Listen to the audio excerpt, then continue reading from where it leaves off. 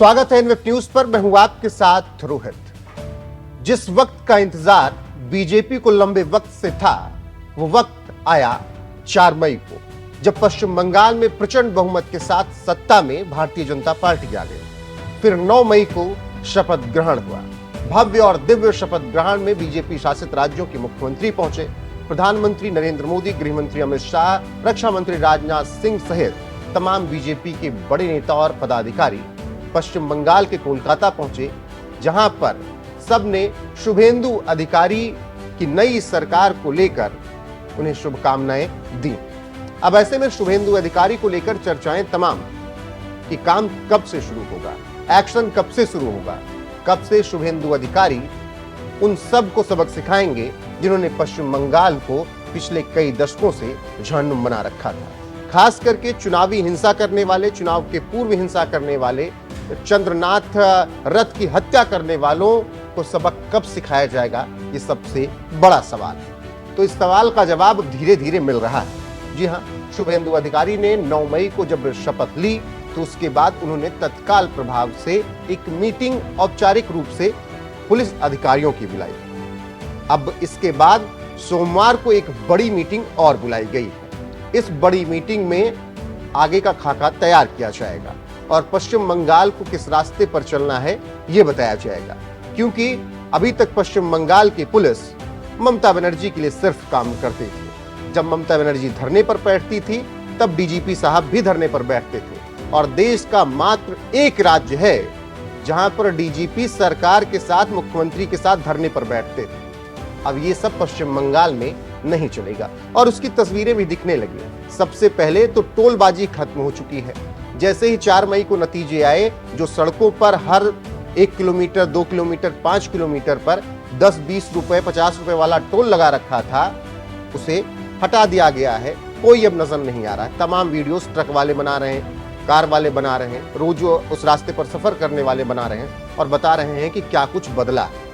अब यही बदलाव सोमवार से देखने को मिल रहा है। आपको बता दें कि शुभेंदु अधिकारी ने राज्य में कानून व्यवस्था की स्थिति की समीक्षा के लिए मुख्य सचिव दुष्यंत नरियाला, पुलिस महानिदेशक सिद्धनाथ गुप्ता और अन्य वरिष्ठ अधिकारियों के साथ बैठक 9 मई को ही कर ली। खबरों के अनुसार बैठक में कोलकाता पुलिस आयुक्त अजय चंद भी उपस्थित रहे। ये भी बताया गया कि मुख्यमंत्री शुभेंदु अधिकारी ने पूर्ववर्ती तृणमूल कांग्रेस सरकार द्वारा शुरू की गई विभिन्न योजनाओं के संचालन के बारे में भी जानकारी ली और मुख्य सचिव को यह सुनिश्चित करने का निर्देश दिया कि योजनाएं बिना किसी बाधा के सुचारू रूप से जारी रहें और राइटर्स बिल्डिंग के जीर्णोद्धार कार्य की प्रगति के लिए भी जानकारी ली गई, जो अगला राज्य सचिवालय होगा। वहीं जानकारी ये भी आ रही है कि शुभेंदु अधिकारी सोमवार को राज्य में कानून व्यवस्था की स्थिति पर एक बड़ी मीटिंग करेंगे। ये मीटिंग राज्य के डीजी, सीपी और एसपी के साथ साथ शाम 5 बजे नबन्ना के मीटिंग रूम में होगी। ये भी बताया गया कि हो सकता है यह मीटिंग की जगह भी बदली जाए, क्योंकि नबन्ना से शुभेंदु अधिकारी सरकार चलाने के मूड में नहीं है, वो राइटर्स बिल्डिंग से सरकार चलाएंगे, ऐसी खबरें निकलकर सामने आ रही हैं। शुभेंदु अधिकारी पुलिस प्रशासन के साथ ये बड़ी मीटिंग जो होगी वो पहली होगी और अनौपचारिक तौर पर एक मीटिंग हो चुकी थी 9 तारीख को। इस मीटिंग में चुनाव के बाद होने वाली हिंसा से महिलाओं की सुरक्षा और राज्य की कानून व्यवस्था पर भी चर्चा की जाएगी। वहीं इसी बीच भारतीय प्रशासनिक सेवा के रिटायर्ड अधिकारी सुब्रत गुप्ता को पश्चिम बंगाल के मुख्यमंत्री शुभेंदु अधिकारी का सलाहकार नियुक्त कर दिया गया है। शनिवार को जारी अधिसूचना में यह जानकारी दी गई। अधिसूचना के मुताबिक 1990 बैच के अधिकारी गुप्ता को हाल ही में संपन्न विधानसभा चुनावों से पहले एसआईआर के लिए निर्वाचन आयोग द्वारा नियुक्त किया गया था और अब उन्हें शुभेंदु अधिकारी का सलाहकार नियुक्त कर दिया गया है। इसके अलावा शांतनु बाला शुभेंदु की निजी सचिव होंगी, ये भी खबर निकलकर सामने आ रही है। आईएएस अधिकारी शांतनु बाला को मुख्यमंत्री का निजी संयुक्त सचिव नियुक्त किया गया है और 2017 बैच के अधिकारी बाला इससे पहले दक्षिण 24 परगना के अतिरिक्त जिला मजिस्ट्रेट थे और अब वो निजी सचिव होंगे पश्चिम बंगाल के बीजेपी के पहले और नए मुख्यमंत्री शुभेंदु अधिकारी के। तो ये कुछ बदलाव सरकार बदलने के बाद हुआ। अब सबसे ज्यादा चर्चा इसी बात पर है कि कानून व्यवस्था पश्चिम बंगाल की कैसे सुधारी जाए, क्योंकि घुसपैठियों, रोहिंग्याओं की वजह से जिस तरीके से डेमोग्राफी बदली थी, उसको अब ठीक करना सबसे बड़ा काम होगा। इसके अलावा महिलाओं के ऊपर जो अत्याचार हुए, आरजीकर से लेकर संदेश खाली, उन सब का भी हिसाब इस सरकार में होगा, ऐसा लोग उम्मीद कर रहे हैं। और ये सब किसके भरोसे? पुलिस प्रशासन के भरोसे, क्योंकि जीता जागता उदाहरण उत्तर प्रदेश। 2017 के पहले उत्तर प्रदेश आप हाल देखिए किस तरीके से एक माफिया पुलिस वालों को कैद कर लेता था। 17 के बाद तस्वीर बदली क्योंकि निजाम बदला तो निजाम ने पुलिस अधिकारियों के हाथ भी खोले। अब वही नियम पश्चिम बंगाल में भी लागू हो ऐसा लोग कह रहे हैं। बाकी जो अपडेट आएगी आप तक जरूर पहुंचाएंगे। सोमवार को जो मीटिंग होगी उसमें क्या कुछ निर्देश दिए जाते हैं, क्या कुछ रूल एंड रेगुलेशन बनाए जाते हैं, जो खबर आएगी आप तक पहुंचाते रहेंगे। अभी के लिए बस इतना ही। शुभेंदु अधिकारी के शपथ ग्रहण के साथ आपको छोड़े जाते हैं। बने रहिए हमारे साथ लगातार। नमस्कार।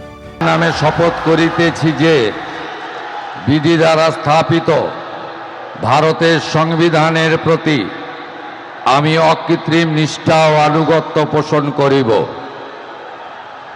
आमी भारतेर सार्वभौमत्व ओ अखंडता रक्षा करिब।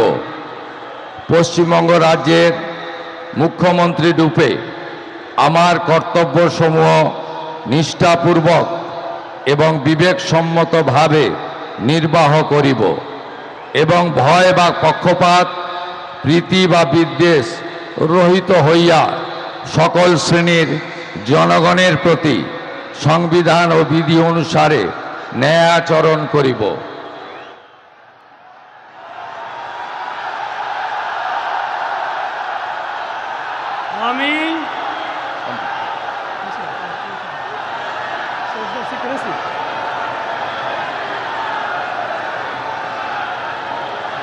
আমি শুভেন্দু অধিকারী ঈশ্বরের নামে শপথ করিতেছি যে পশ্চিমবঙ্গ রাজ্যের মুখ্যমন্ত্রী রূপে যে কোনো বিষয় যাহা আমার বিবেচনার জন্য আনিত হইবে বা আমি জ্ঞাত হইব তাহা মুখ্যমন্ত্রী রূপে আমার কর্তব্যসমূহের যথাযথ নির্বাহের জন্য যেরূপ আবশ্যক হইতে পারে তদ্গতিকে আমি প্রত্যক্ষ বা পরোক্ষভাবে কোনো ব্যক্তি বা ব্যক্তিগণের নিকট জ্ঞাপন করিব না বা প্রকাশ করিব না।